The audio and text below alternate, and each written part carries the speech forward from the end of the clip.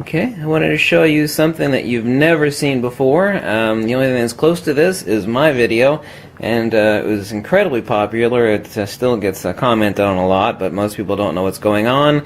They'll make descriptions talking about eddy currents and Lenz's laws, but one of the biggest mistakes of human stupidity, basically in all branches of science, is this, and that is descriptions are not explanations. Okay? So what we have here is a compass. It's actually a precision compass, rather an expensive one. The chassis is made out of aluminum, the flywheel is brass, and I have markings on it to show when the flywheel will stop, so you could see it, just Sharpie markings. So it'd be about 65 to 85% copper, and of course we have a huge honking neodymium iron boron magnet here. It is just an enormous $1,000 beast.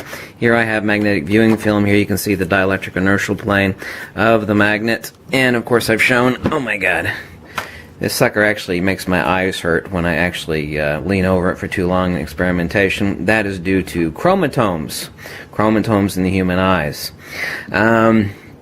So, now normally you would never be able to see something like this. Now you see this dark ring that exists around here? Now this is actually chromium-plated, chrome-plated neodymium. Since neodymium is ceramic, it corrodes in air, the neodymium iron boron does, and so they chrome-plate them. But you can actually see this dark ring that exists in a perfect circle. Now that's not a marking that I made. That's actually the magnetic divergent force. There's a zone here. Now this zone, now I don't have a Gauss meter currently, my buddy does, and I've used one extensively, is you're able to determine that you have a high flux reading right here and right along the centrifugal edge. So what exists around this magnet is a toroidal force divergence, and what exists in the center, which would be trans-Euclidean geometry, is a hyperboloid. If you actually take the negative image of a torus, i.e. a donut, what you have is a hyperboloid. If you know what a hyperboloid is, then you should Google it. So what I'm going to do right now is, the only way you'll be able to see this is using an enormous, expensive magnet like this, is that you never will see it in the small one because you don't have enough surface area to see the fact that there's a huge zone difference between the centrifugal and the centripetal edge like this. Now, like in a normal AC motor or DC motor, what we do is we have a revolving magnet, and of course we have a copper coil, but here we have the inverse. We have a stationary magnet, and we're going to have the revolving copper coil, but it's not going to be a coil, it's just going to be a flywheel. And I'm going to spin it up using a Dremel tool over here, the flywheel, and since I have markings here, you're going to be able to see what happens, and then you're going to have to explain what's going on. And then I'll tell you exactly what's going on. Okay, so let me spin up the brass flywheel on this gyroscope, and we'll take a look at something.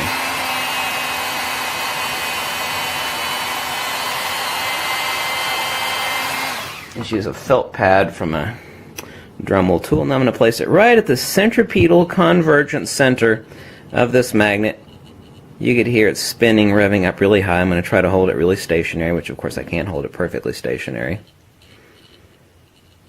Of course I could let go of it for a second too, but I don't want to do that. I want to show you something important. Now, what's happening is I have this flywheel positioned dead center, or mostly dead center, over the the centripetal convergent vortex. And you're able to see this vortex with a ferrule cell. Okay, I explain this in my book, Uncovering the Missing Secrets of Magnetism, which is free, by the way. I'm working on the 4th edition. It's currently in the 3rd edition. This sucker will spin and spin and spin and spin until you're so bored that you wouldn't want to watch this damn video anymore. Okay? Spin and spin. It just spin, spin, spin, spin, spin. So now, let's place it at the centrifugal divergent edge and watch what happens. Not touching it. Boom. Immediate braking. I think I accidentally did tap it right there at the very end. So, let's spin it up.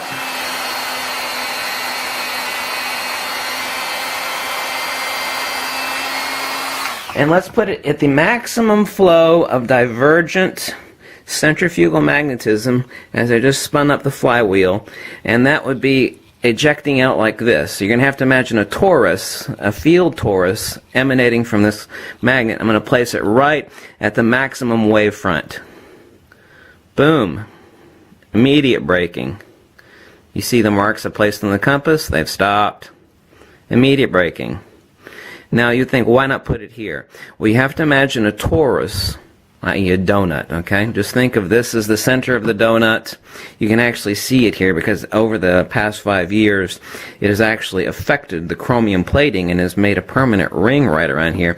Now this is quantifiably, I hate to use the word quantifiably, it is quantifiable, however, with a Gauss meter. You have an extremely high flux density right here at the dead center, but that is the centripetal. Convergent. Just think of like a tornado vortex. Returning right here. You have the return point right here. Okay? So I'm able to sit this flywheel here until the cows come home. It'll spin and spin and spin and spin and spin and spin and spin and spin. Okay, great. I'm able to put it over here and boom! Immediate braking. The fact is that if you take a Gauss meter, and this is an undeniable fact, there's nobody on earth that's going to deny this, any idiot with a Gauss meter and this huge honking 1,000-hour magnet will discover it's exactly the same thing. You have an extremely high flux density here with the Gauss meter.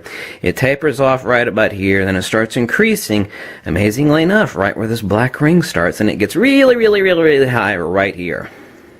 Okay, really high, tapers off, increases again. So basically, actually the difference, depending on how the magnetic geometry is and how good the grade of the neodymium iron boron is, we can actually say, oh, there is a variable, that the flux density is the same here as it is over here. Although there sometimes exists as much as a 10% variance. So why not tell me, and of course I know the answer, why the sucker will spin and spin and spin. Right now I can place it like this, be the same. I've got it's a nice expensive precision gyroscope, unlike a cheapy gyroscope. It'll spin and spin and spin right here, like this, right like this. But over here, at the same flux density with the Gauss meter, boom, automatic braking. Now you can only see this on a gigantic, enormous, dangerous monster magnet like this, because you can take a little tiny magnet, you know, obviously take a gyroscope like this, you're always over the centrifugal edge because the magnet is basically the same size as the flywheel. You can only see that on a monster magnet like this, and this is the only place on the internet you're going to see this. It is always incredibly fun to show field flux issues using a precision gyroscope and a monster magnet. So why don't you tell me what you think is going on? If we have a quantifiable Gaussian flux density essentially the same at the centripetal convergent edge, a center, it's not an edge, as we do on the, that slight hum is, I just greased the bearings on this a week ago. Spin and spin and spin until the cows come home. Okay, but if I take it, let me re-grasp it here. I place it right at the flow. Boom. I mean, you can feel it. You can actually feel the invisible force breaking it. And there you see the marks show right up. It broke it immediately. So what do you think is going on there?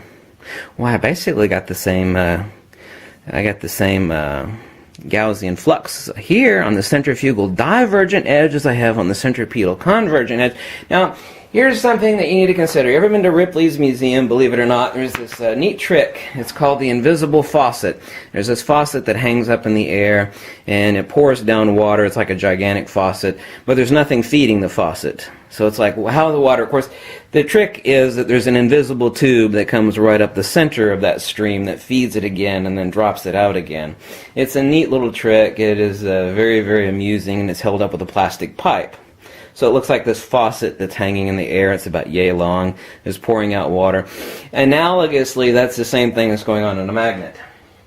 What you have, and you have to understand Euclidean geometry and trans-Euclidean geometry, which would be space and counter space. Okay? Everything in the world comes from nothing. And by nothing, I don't mean nothing, I mean unmanifest. This is a key component of human stupidity, and if you understand this, you'll be far, far wiser than nearly 100% of the rest of the world. Nothing is wholly different than unmanifest. Nothing is absence. Unmanifest means it is immaterial, just like all fields are immaterial. They have no quantity. Everything in the universe is fields, and fields are not particles. Yeah, like a belly button. It's an empty spot. That's where you were given life. You know, I hate to be gross, but like a woman's vagina, it's a hole, you know, the hole in it, you know, all life, you know, the center of a cosmic galaxy. I don't care if you want to use a black hole analogy, everything, you know, why does a cyclone have a dead center right in the middle where there is no wind? So if you're in the dead center of a hurricane, the weather is beautiful when there is no wind, but at the very edge of the center of that hurricane, you got 250-mile-an-hour winds. But everything in the universe is like this. So we're not confusing nothing from unmanifest. Okay? So you have to understand, start thinking of a donut in your head. Now think of the inverse image of that donut, and that is the hyperboloid. That is the trans-Euclidean geometry. Even Pythagoras and Plato talked about this. They understood Euclidean geometry, but they weren't interested in Euclidean geometry insofar as they were ultimately interested in the metaphysics of trans-Euclidean geometry, i.e. counter space, i.e. inertia. Okay? What's a really crude analogy of inertia? A stick of dynamite sitting there that someone could play with. I mean, it's nothing. Okay? What would be Euclidean geometry? Exploding the stick of dynamite and you seeing a mushroom cloud.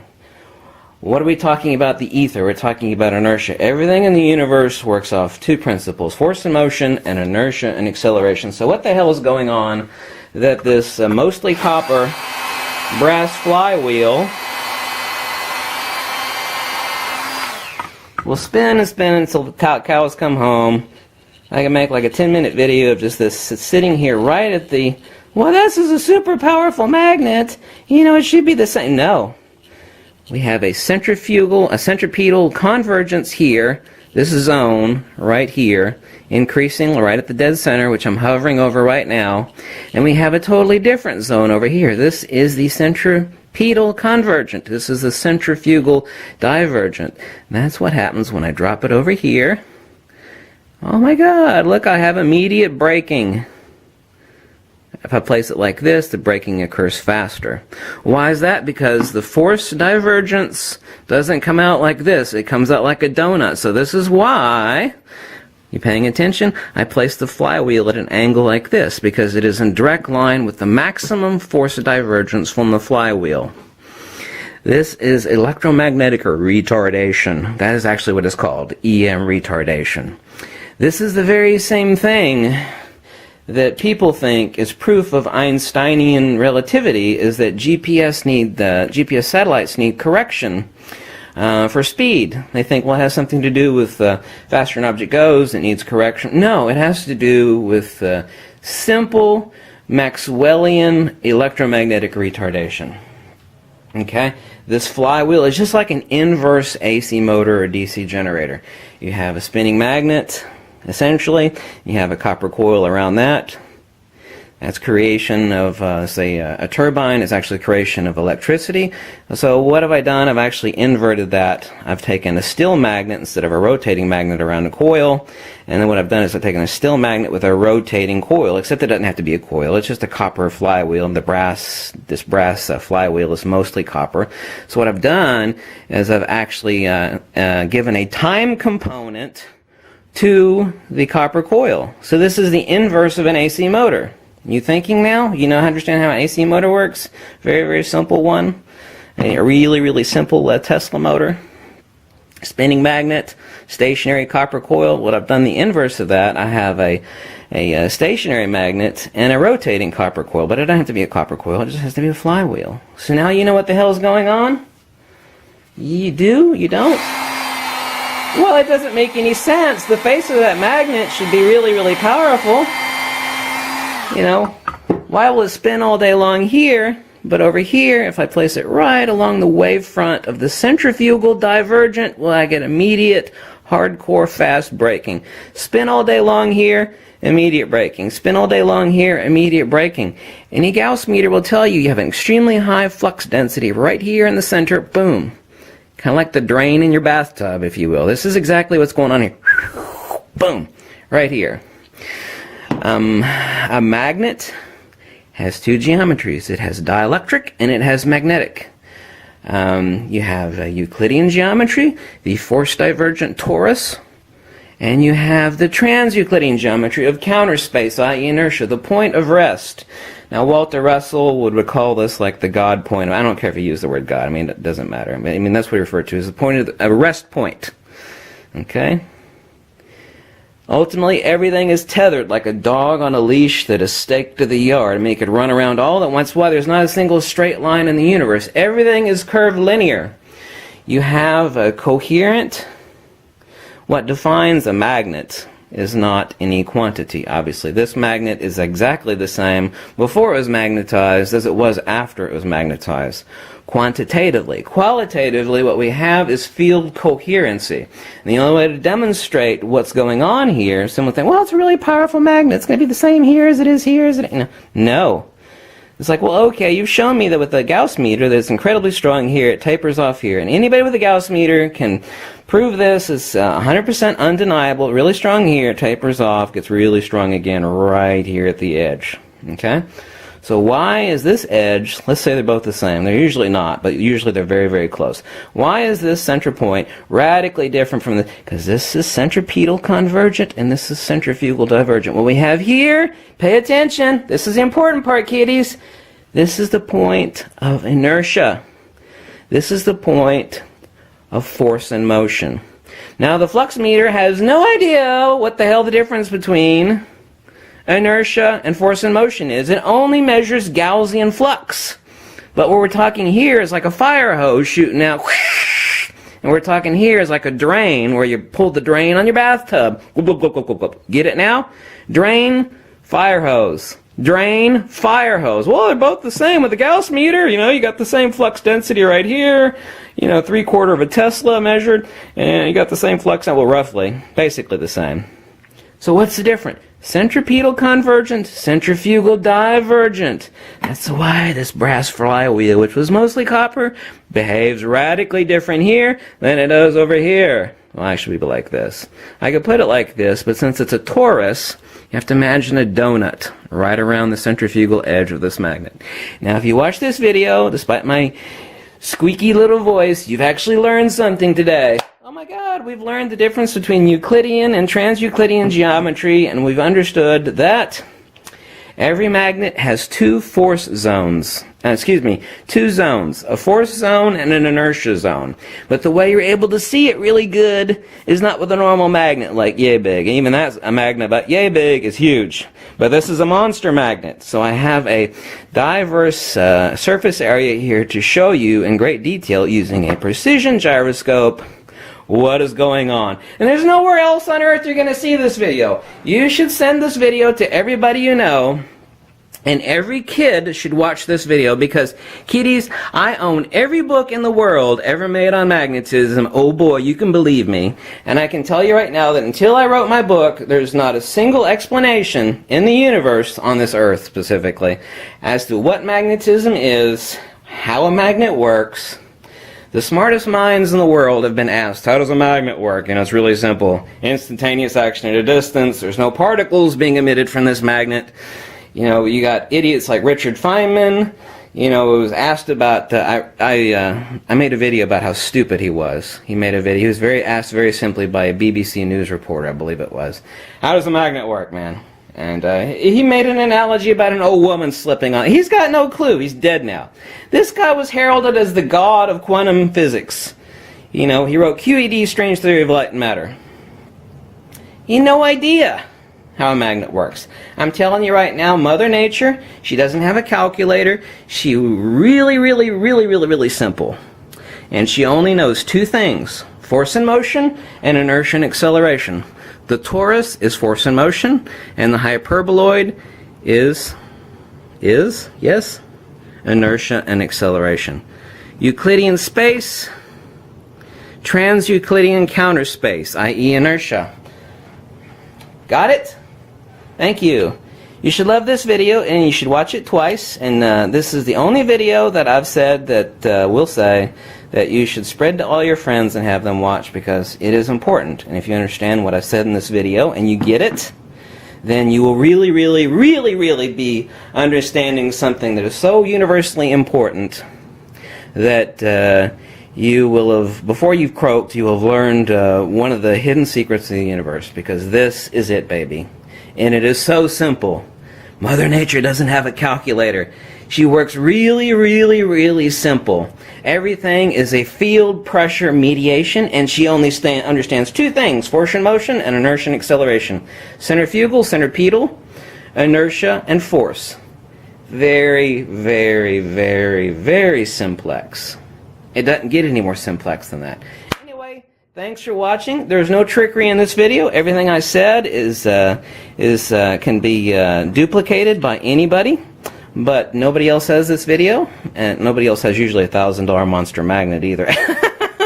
But if you want to get one and duplicate this yourself, you'll get the same results. Okay? Thank you for watching. If you like this video, you can drop me a buck or two. And remember, my book is totally free. Free! There's no strings attached. You can download it off archive.org.